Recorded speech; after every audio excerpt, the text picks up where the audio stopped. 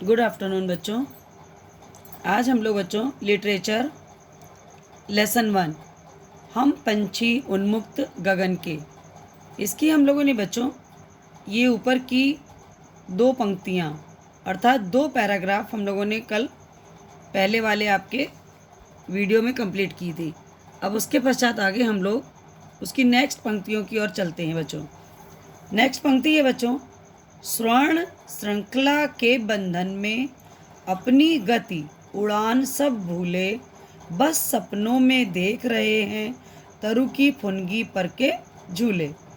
ऐसे थे अरमान की उड़ते नीले नभ की सीमा पाने, लाल किरण सी चोंच खोल चुगते तारक अनार के दाने। बच्चों आपको हमने बताया था कि हम पंछी उन्मुक्त गगन के, कि पक्षी बच्चों जो आज़ाद गगन के अर्थात आकाश के हैं वो अपने बारे में क्या आपको बताना चाह रहे हैं।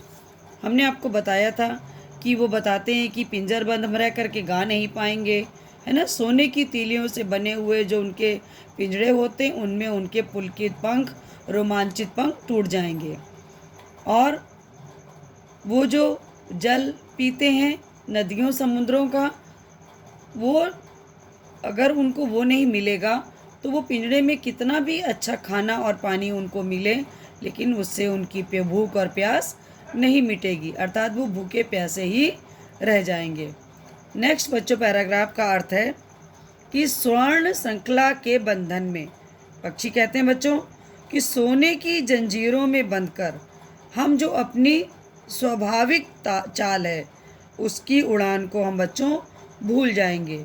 बस सपनों में देख रहे हैं तरु की फुनगी पर के झूले। क्या कहते हैं बच्चों कि अब ये सब खाली हमारे लिए सपना रह गया है बच्चों, कि तरु मैंने वृक्ष, है ना। वृक्ष के ऊपर जो सबसे ऊपर की शाखा हमने बताया तो आपको फुनगी, पेड़ की सबसे ऊपरी भाग पर उसके ऊपर जो झूले पड़े हुए हैं अर्थात पक्षी उस पर जो झूला झूलते हैं, वो क्या कह रहे हैं कि बस वो हमारे लिए अब सपना ही रह गए हैं। ऐसे थे अरमान की उड़ने नीले नभ की सीमा पाने। क्या कहते हैं बच्चों कि इस नीले आसमान के अंत तक हम उड़ें, यही हमारी भी बच्चों इच्छा थी। और सूर्य की लाल किरण सी चोंच खोल चुगते तारक अनाग के दाने। क्या कहते हैं बच्चों कि सूर्य की लाल किरणों के समान जो हमारी चोंच है, इसको हम खोल करके तारों रूपी जो अनार के दाने हैं हम उनको चुगते रहें। ठीक है बच्चों, ये तो था आपका सेकंड पैराग्राफ का अर्थ। इसके पश्चात आपके पास है, पेज पलटिए, थर्ड पैराग्राफ है, होती सीमाहीन क्षितिज से इन पंखों की होड़ा होड़ी, या तो क्षितिज मिलन बन जाता या तंती सांसों की डोरी। क्या कह रहे हैं बच्चों कि पक्षी कह रहे हैं बच्चों कि मुक्त रहकर उड़ते हुए हम असीम क्षितिज, क्षितिज मैंने आपको बताया था बच्चों, क्षितिज का मतलब होता है कि जहाँ पर कल्पना होती है, कल्पना करते हैं कि आसमान और धरती एक दूसरे से मिलते हुए प्रतीत हो रहे हैं, वो ऐसी जगह को क्या बोलते हैं बच्चों, क्षितिज। ठीक है, तो क्षितिज से कि हम बच्चों जो चीज़ केवल अपने मन के भावों से सोचते हैं, देखते हैं, कल्पना करते हैं, है ना, वो क्या होता है, ऐसा लगता है कि जैसे कि धरती और आकाश एक दूसरे से मिलते हुए प्रतीत हो रहे हैं, वो होता है बच्चों क्षितिज।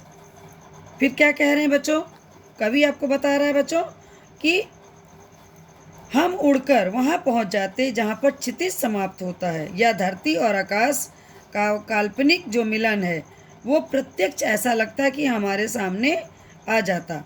हम उस स्थान को क्या करते बच्चों, पाने के लिए तंती सांसों की डोरी, हम उस क्षितिज के जो मिलन का स्थान था उसको पाने के लिए हम अपनी मृत्यु तक को प्राप्त कर लेते, अर्थात हमारी मृत्यु भी हो जाती तो भी हमारी ये कल्पना वाला स्थान, हमको इसको पाने की हमारे अंदर ये इच्छा शक्ति। और होड़ा होड़ी मतलब होता है बच्चों प्रतियोगिता, बनी रहती। ठीक है। नीड़ न दो चाहे टहनी का, आश्रय छिन्न भिन्न कर डालो, लेकिन पंख दिए हैं तो आकुल उड़ान में विघ्न न डालो। क्या कह रहे हैं बच्चों कि हम पक्षी कह रहे हैं बच्चों, हम मनुष्यों से कहते हैं कि चाहे हमें पेड़ों की शाखाओं पर, टहनियों पर घोंसले मत बनाने दो, है ना, हमारा जो आश्रय है उसको भी छिन्न भिन्न कर दो, तोड़ फोड़ दो, इसकी भी हमको परवाह नहीं है। लेकिन ईश्वर ने हमें जब पंख दिए हैं तो क्या करो, हम उन पंखों के द्वारा जो उड़ान भरना चाहते हैं उसमें मनुष्य तुम हमारी उड़ान में विघ्न मत डालो, अर्थात बाधा मत डालो। हमें ईश्वर के द्वारा दिए हुए पंखों को का सुख उठाने दो। ये तो थे बच्चे शिव मंगल सिंह सुमन, जिन्होंने पक्षी की अभिलाषा को, पक्षी के विचारों को, अर्थात पक्षी की इच्छा को, क्या पक्षी चाहता है उसके बारे में कविता आपको बताई है। बच्चों आपको इसका अर्थ अच्छी तरह से समझ में आ गया होगा। अब आपको इन अर्थों को अपनी कॉपी पर लिखना है। यदि आपको कोई परेशानी होगी लिखने में तो नेक्स्ट वीडियो में या नेक्स्ट पीरियड हमारा जब चलेगा तो हम आपको इनका भावार्थ लिखकर भी बता देंगे। थैंक यू बच्चों।